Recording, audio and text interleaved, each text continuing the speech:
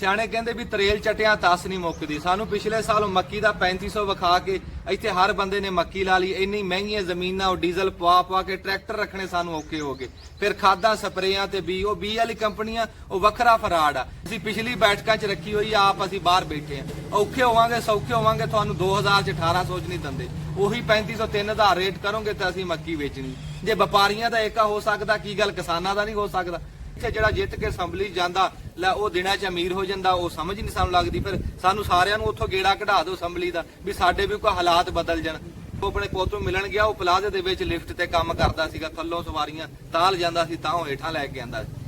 ਤੇ ਉਹ ਜਾ ਕੇ ਉਹ ਆਪਣੇ ਪਿਓ ਨੂੰ ਨੇ ਬੈਂਚ ਤੇ ਭਾਇਆ, ਤੇ ਇੱਕ ਬੁੱਢੀ ਜੀ ਮਾਈ ਨੂੰ ਲਿਫਟ 'ਚ ਭਾਇਆ ਤੇ ਉੱਤੇ ਲੈ ਗਿਆ। ਉੱਤੋਂ ਕੋਈ ਜਵਾਨ ਕੁੜੀ ਬੈਠੀ ਉਹਨੂੰ ਹੇਠ ਲੈ ਕੇ ਆ ਗਿਆ। ਉਹਦਾ ਪਿਓ ਬੜਾ ਹੈਰਾਨ ਹੋਇਆ ਵੀ ਬੁੱਢੀ ਮਾਈ ਗਈ ਸੀ, ਜਵਾਨ ਹੋ ਕੇ ਆ ਗਈ। ਉਹ ਉੱਠਿਆ ਆ ਕੇ ਪੁੱਤ ਦੇ ਥਾਪੜਾ ਮਾਰਿਆ, ਕਹਿੰਦਾ ਪੁੱਤ ਬੜਾ ਸਵੱਲਾ ਕੰਮ ਕਰਦਾ, ਕੋਈ ਆਪਣੀ ਮਾਂ ਨੂੰ ਵੀ ਇੱਕ ਗੇੜਾ ਲਵਾ।